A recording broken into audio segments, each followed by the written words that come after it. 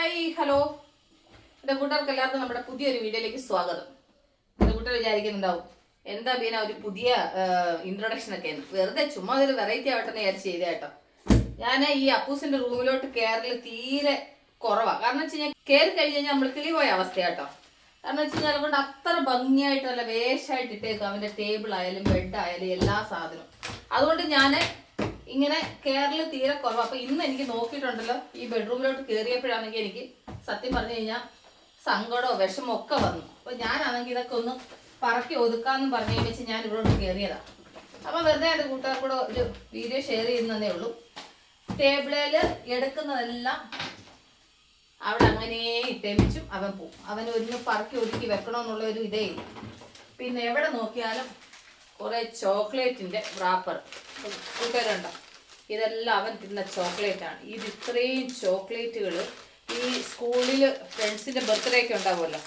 അപ്പൊ ഈ ബർത്ത്ഡേക്ക് കൊടുക്കുന്ന ചോക്ലേറ്റുകളാണ്. പാക്കറ്റൊക്കെയാണ് കൊണ്ടുവന്നിട്ട് ചോക്ലേറ്റ് കഴിക്കുന്നത്. എടാ ഇങ്ങനെ ചോക്ലേറ്റ് കഴിക്കല്ലേടാന്ന് പറഞ്ഞു കഴിഞ്ഞാൽ അവനത് കേൾക്കത്തില്ല. പക്ഷെ എങ്കിൽ ആ എടുത്ത ചോക്ലേറ്റ് തിന്നിട്ട് ആ റാപ്പർ പോലും ഡസ്റ്റ്ബിനകത്ത് കളയാനുള്ള സമയം അവനില്ല.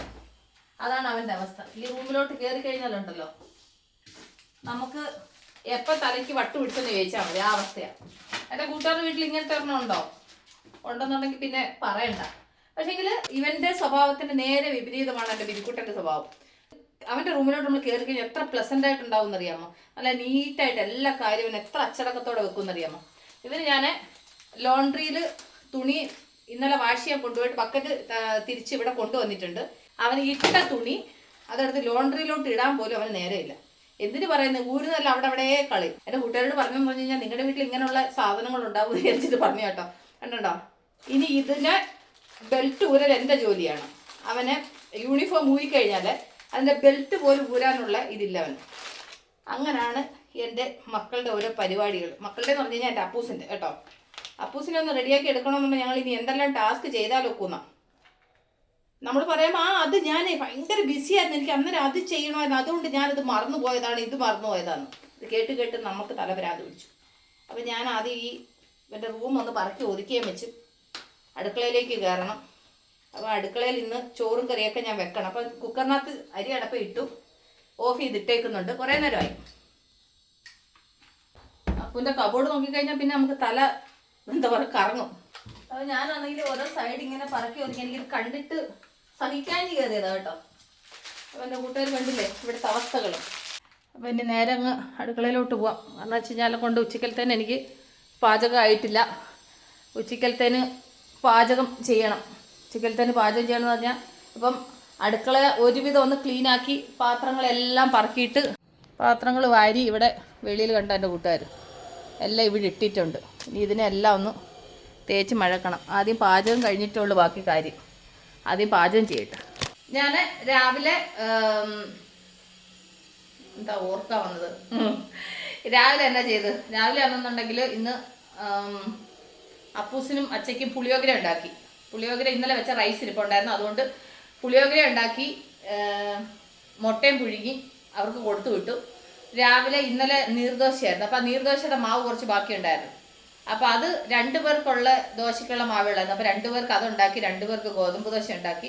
അങ്ങനെയൊക്കെ ഞങ്ങളെല്ലാവരും രാവിലെ ബ്രേക്ക്ഫാസ്റ്റ് ഒക്കെ കഴിച്ചു.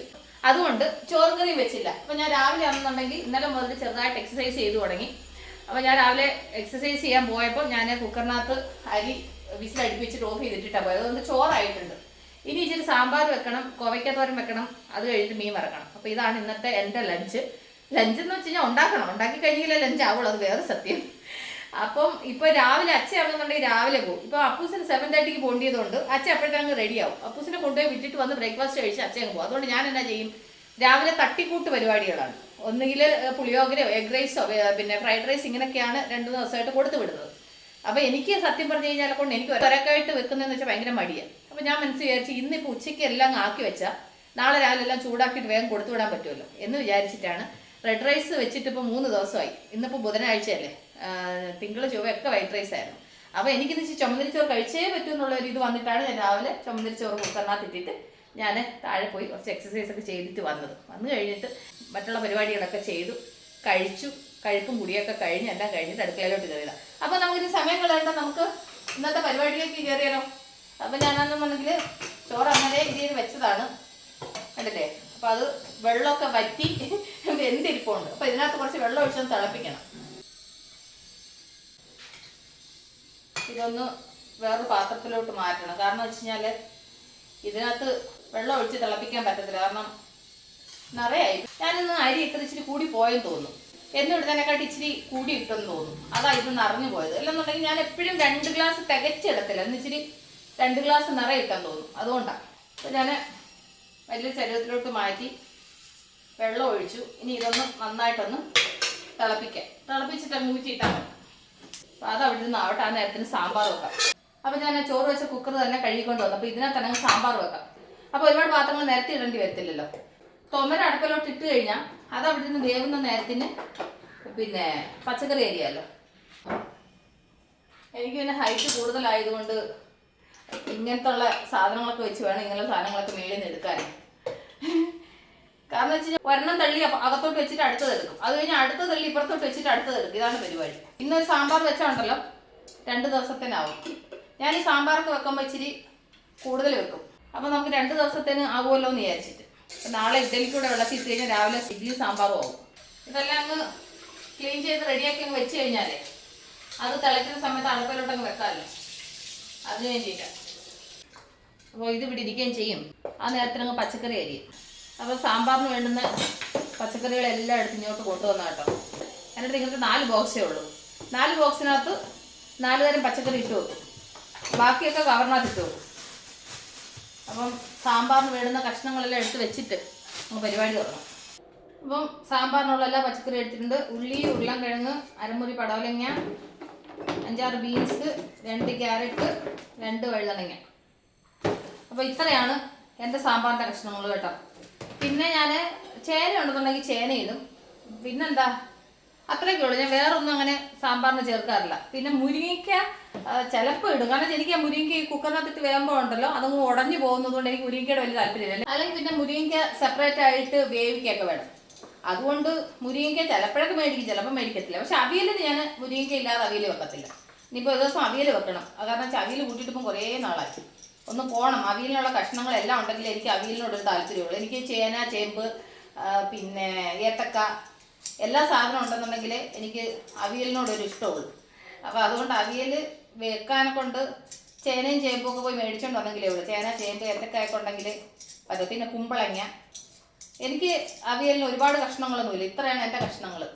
ഒരുപാട് കഷ്ണങ്ങളൊന്നും ഞാൻ അവിയലിന് ചേർക്കാറില്ല. അപ്പോൾ ഞാൻ ഈ പച്ചക്കറി ഒന്ന് അരിഞ്ഞെടുക്കട്ടെ. അപ്പോൾ ചോറ് തിളയ്ക്കുന്നുണ്ട്, അപ്പോൾ അതൊന്ന് ഊറ്റിയിടണം.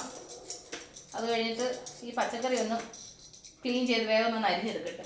സമയം 12:15. പിന്നെ എനിക്ക് ഒരാൾക്ക് മതിയല്ലോ, അതുകൊണ്ട് പിന്നെ ഇച്ചിരി ലേറ്റായാലും കുഴപ്പമൊന്നുമില്ല. കാരണം ഞാൻ ബ്രേക്ക്ഫാസ്റ്റ് കഴിച്ചത് ലേറ്റാണ്, അതുകൊണ്ട് പിന്നെ കുഴപ്പമില്ല.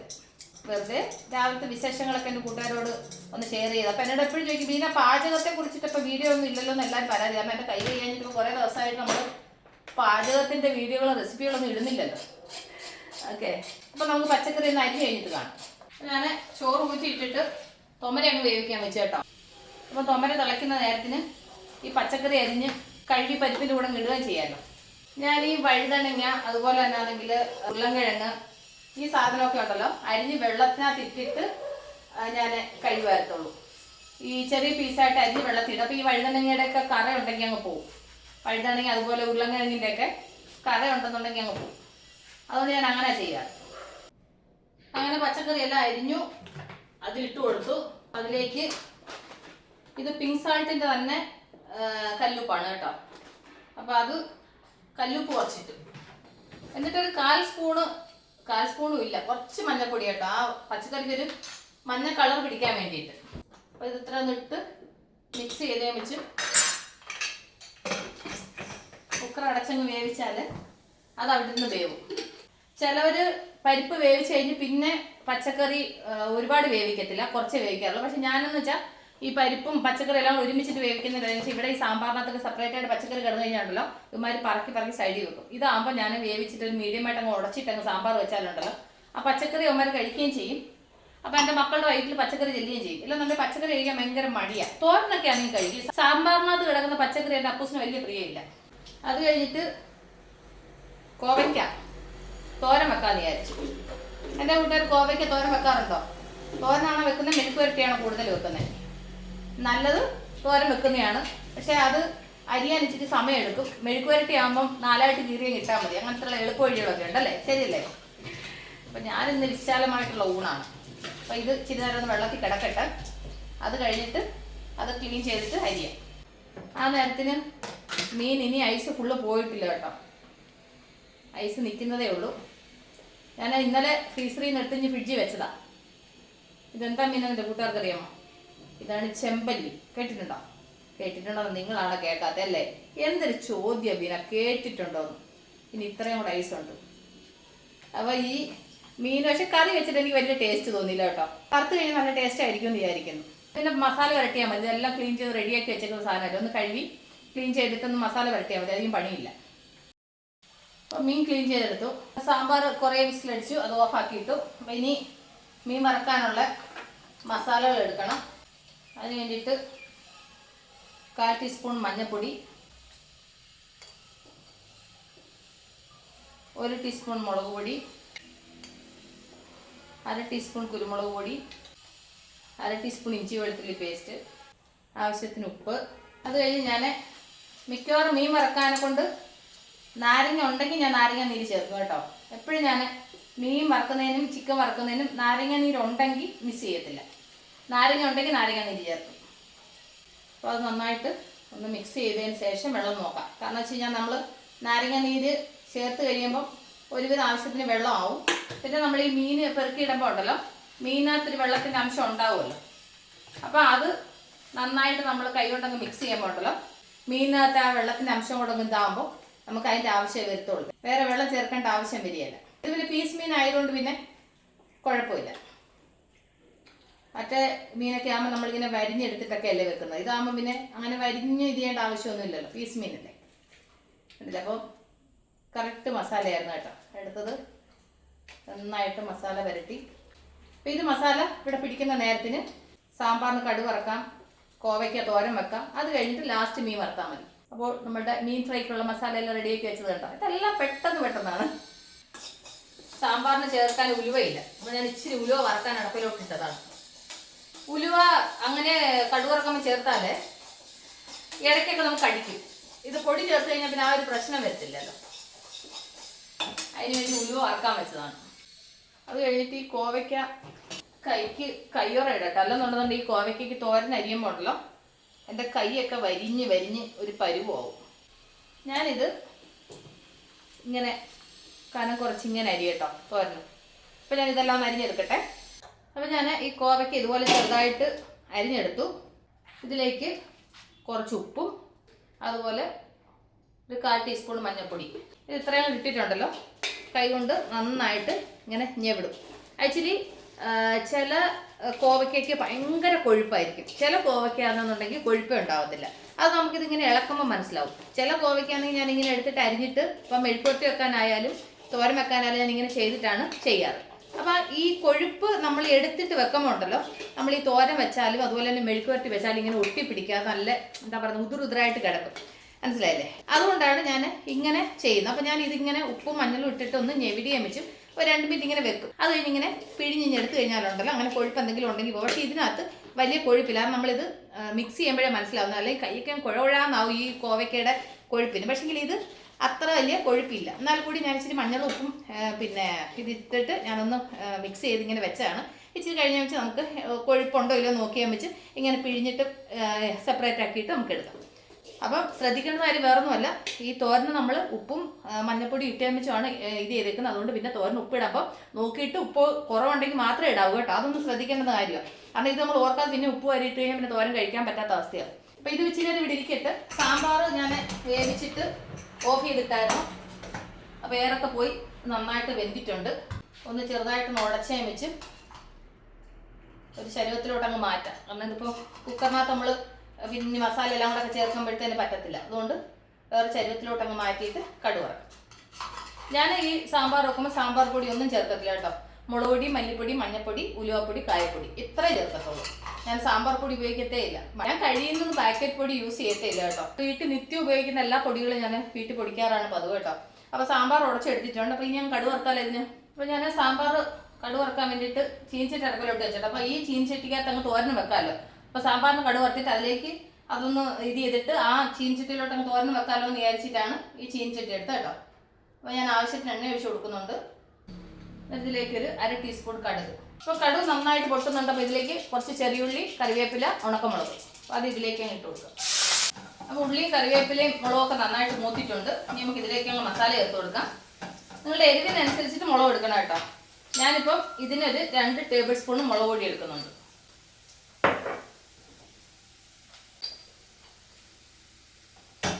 മണപ്പിച്ച് നോക്കിയതാ മല്ലിപ്പൊടി തന്നെ ആണെന്ന്. അതേ അളവിന് മല്ലിപ്പൊടി, മുളക് പൊടി എടുത്ത് അതേ അളവിനാണ് ഞാൻ മല്ലിപ്പൊടി ഇടുന്നത് കേട്ടോ. 2 ടേബിൾ സ്പൂണ് മല്ലിപ്പൊടി ഇട്ടു. അത് കഴിഞ്ഞിട്ട് മഞ്ഞൾപ്പൊടി നമ്മൾ ആൾറെഡി ചേർത്തായിരുന്നു, അതുകൊണ്ട് ഞാനൊരു 1/4 ടേബിൾ സ്പൂണേ മഞ്ഞൾപ്പൊടി ഇടുന്നുള്ളൂ. 1/2 ടേബിൾ സ്പൂണോളം ഉലുവപ്പൊടി, അത് കഴിഞ്ഞിട്ട് കായം, അതും ഒരു 1/2 ടേബിൾ സ്പൂൺ. സാമ്പാർ എന്ന് പറയുമ്പോൾ നമുക്ക് ആ കായത്തിൻ്റെ ഉലുവയുടെയൊക്കെ ആ ഒരു ഇത് വേണമല്ലോ. സാമ്പാറിന് ആ ഒരു മണമൊക്കെ ഉണ്ടെങ്കിലേ ഒരു ടേസ്റ്റ് വരുത്തുള്ളൂ. ഒരു മന്ദാരമൊക്കെ വരുന്നു. മഴയ്ക്കാണോ തണുപ്പിനാണോ എന്ന് അറിയത്തില്ല. ഇവിടുത്തെ ക്ലൈമറ്റ് ഇപ്പം പറയാൻ പറ്റാത്ത കാലാവസ്ഥയാണ്. രാവിലെ ഒരു മന്ദാരം പിടിച്ച് കിടക്കുമായിരുന്നു, നല്ല തണുപ്പായിരുന്നു രാവിലെ. ഇതിലിപ്പം മസാല നന്നായിട്ട് മൂത്തിട്ടുണ്ട്. അപ്പോൾ നമുക്ക് ഇനി മസാല കരിയുന്നതിന് മുമ്പേ സാമ്പാറിലേക്ക് അങ്ങ് ചേർക്കാം. പച്ചക്കറിയിലേക്ക് ചേർക്കാം, സാമ്പാറിലേക്കല്ല. എനിക്ക് വയ്യ, മൊത്തത്തിൽ പ്രശ്നമാണ്. ഇതിനകത്ത് ഇച്ചിരി പുളിയും കൂടെ പിഴിഞ്ഞ് ഒഴിച്ച് കഴിഞ്ഞാൽ കാര്യം റെഡി. ഞാൻ ആൾറെഡി പുളി എടുത്ത് വെള്ളത്തിലിട്ടിരുന്നു. അപ്പോൾ അതൊന്ന് കുതിർന്ന് കിടക്കുമല്ലോ, അതിന് വേണ്ടിയിട്ട്. നമ്മൾ സാമ്പാറിന് ഉപ്പ് ചേർത്തിട്ടാണ് വേവിച്ചത്. ഉപ്പുണ്ടോ എന്ന് നോക്കിയാൽ വെച്ച് ഉപ്പ് ചേർത്താൽ മതി. അപ്പോൾ പുളിവെള്ളം കൂടെ ചേർത്ത് കൊടുക്കുക.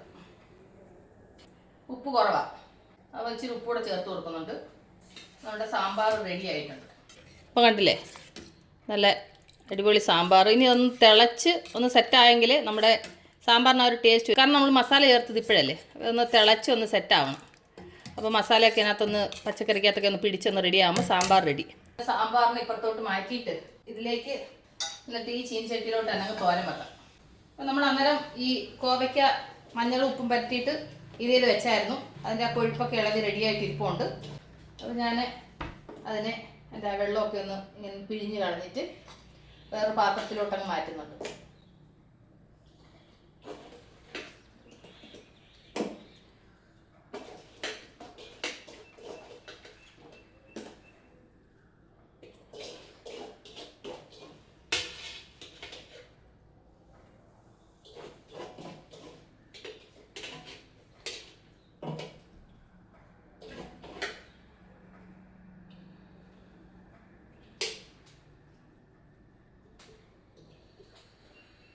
അത് ആ ഒരു കൊഴുപ്പുണ്ടാവും. കുറച്ചേ ഉള്ളൂ, പക്ഷെ വലിയ ഇതായിട്ടില്ല, ഒരു ചെറിയ ഇതേ ഉള്ളൂ. അപ്പോൾ അത് വൃത്തിയായിട്ട് ചീനിച്ചട്ടി എടുത്തു. ഇനി അപ്പോൾ ഇതങ്ങ് തോരൻ വെച്ചാൽ മതി.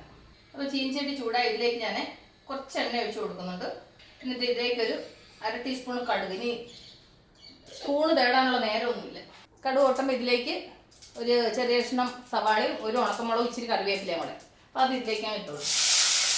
എൻ്റെ കൂട്ടുകാർ ഇങ്ങനെയാണോ തോരൻ വെക്കുന്നത്? കോവയ്ക്ക് ഞാൻ ചെയ്ത പോലെ ചെയ്യാറുണ്ടോ? സവാള ചെറുതായിട്ടൊന്ന് വാടുന്ന നേരത്തിന് ഞാൻ ഈ കോവയ്ക്കയും ഇട്ട് കൊടുക്കുന്നുണ്ട്. എന്നിട്ട് എരിവിന് ഒരു 3 പച്ചമുളക് എടുത്തിട്ടുണ്ട്, അത് ഇട്ട് കൊടുത്തു. മഞ്ഞൾ ഇട്ടതുകൊണ്ട് ഞാനിനി മഞ്ഞൾ ഇടുന്നില്ല കേട്ടോ. ഇത് കുറച്ച് തേങ്ങയ്ക്കൊക്കെ ഭയങ്കര വില ആയതുകൊണ്ട് കുറേശ്ശെ ഇടുന്ന പോലെയാണ്. ഞാൻ ഇപ്പോൾ ഉപ്പ് ഇടുന്നില്ല, ഉപ്പ് നോക്കിയിട്ട് ലാസ്റ്റിൽ വേണമെങ്കിൽ ഉപ്പിടാം. എന്നിട്ട് ഇതിലേക്ക് ചെറിയൊരു ഗ്ലാസ്സിന് 1 ഗ്ലാസ് വെള്ളം കൂടെ ചേർത്ത് കൊടുക്കുന്നു. അപ്പോൾ അത് അവിടെ നിന്ന് വേവട്ടെ, ഒരു മീഡിയം ഫ്ലെയിമിൽ. അത് കഴിഞ്ഞ് മീനോടെ വറുത്ത് കഴിഞ്ഞാൽ ചോറ് റെഡി. സമയമായി, 2 മണിയായി. എനിക്ക് വിശക്കാത്തതുകൊണ്ട് ഞാൻ ഇങ്ങനെ അങ്ങ് നിന്നതാട്ടോ. അപ്പോൾ ഞാൻ ഇനി കുറച്ച് പാത്രങ്ങൾ ഇതെല്ലാം അത്തിനോടൊന്ന് വെളിയിലോട്ട് ഇട്ടിട്ടേ ഇപ്പം തേച്ച് മടക്കുന്നില്ല. തേച്ച് മടക്കുന്ന ഇനി ഊണൊക്കെ കഴിഞ്ഞിട്ടേ ഉള്ളൂ. ചോറുണ്ട് കുറച്ച് കഴിഞ്ഞിട്ടേ ഉള്ളൂ കേട്ടോ, കുറച്ച് റെസ്റ്റ് എടുത്തിട്ടേ ഉള്ളൂ. അത് കഴിഞ്ഞ് ഞാൻ ചോറ് ശരീരത്തിൽ തട്ടിയിട്ട് ഒന്ന് പൊരിച്ച് വാങ്ങി വെക്കാമെന്ന് വിചാരിച്ചു. സാമ്പാർ തിളച്ചു, തോരൻ ഇപ്പുറത്തോട്ട് ആയിക്കൊണ്ടിരിക്കുന്നു. ഇച്ചിരി മീനോട് വറുത്ത് കഴിഞ്ഞാൽ പരിപാടി റെഡി. ഞാൻ അടുപ്പിലോട്ട് മീൻ ഫ്രൈ ചെയ്യാൻ പാൻ വെച്ചു. അതിൻ്റെ ഇടയ്ക്ക് തോരൻ റെഡി ആയോ നോക്കാം. തോരൻ നമ്മൾ അടുപ്പിൽ വെച്ചപ്പോൾ നമ്മൾ അന്നേരം ഉപ്പിട്ടില്ലായിരുന്നു, അതിന് മുന്നേ ഇട്ട ഉപ്പാണ്. ഒരു ഡ്രോപ്പ് ഉപ്പിൻ്റെ ഒരു കുറവ് തോന്നും.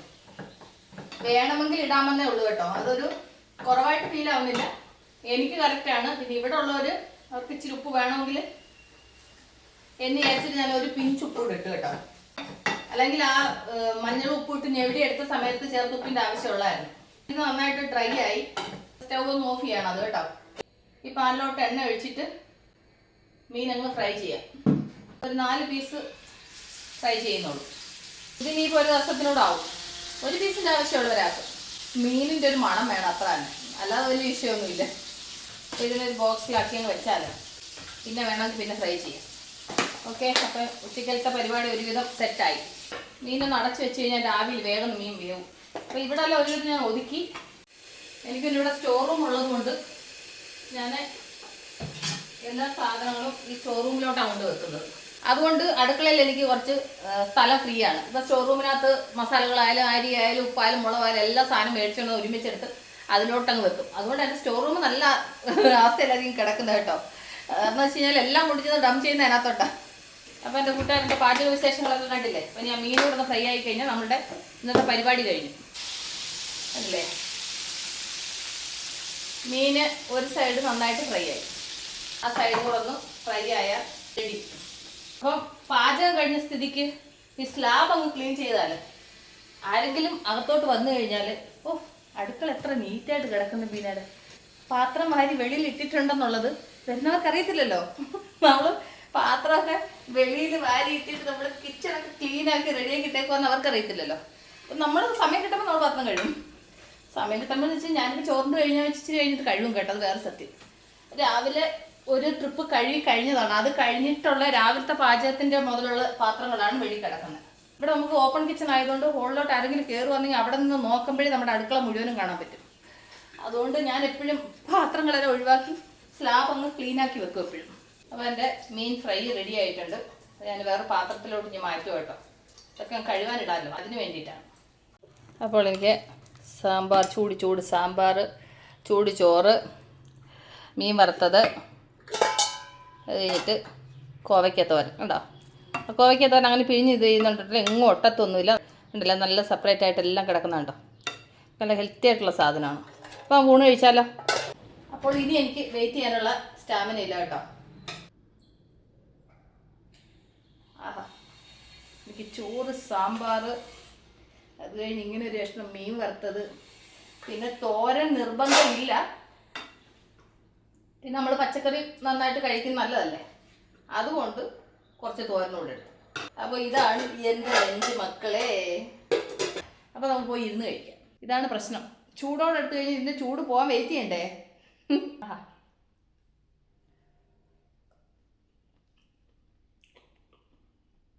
ആ കോവയ്ക്ക തോരൻ സൂപ്പറായിട്ടുണ്ട് കേട്ടോ. എൻ്റെ കൂടെ മീൻ ഫ്രൈ. അപ്പം എൻ്റെ ഇന്നത്തെ വിശേഷം ഇതൊക്കെയാണ്. അപ്പം ഞാൻ പതിയെ ഇരുന്ന് സമാധാനത്തിൽ ഊണ് കഴിക്കട്ടെ. അപ്പം എൻ്റെ കൂട്ടുകാർക്ക് ഊണിന് എന്താ സ്പെഷ്യൽ എന്ന് കമൻറ്റ് ചെയ്യാൻ മറക്കണ്ട. അപ്പോൾ നമ്മൾ അവിടെ തന്നെ അടുത്ത വീഡിയോ വീണ്ടും കാണാതിരിക്കുക. By, see you.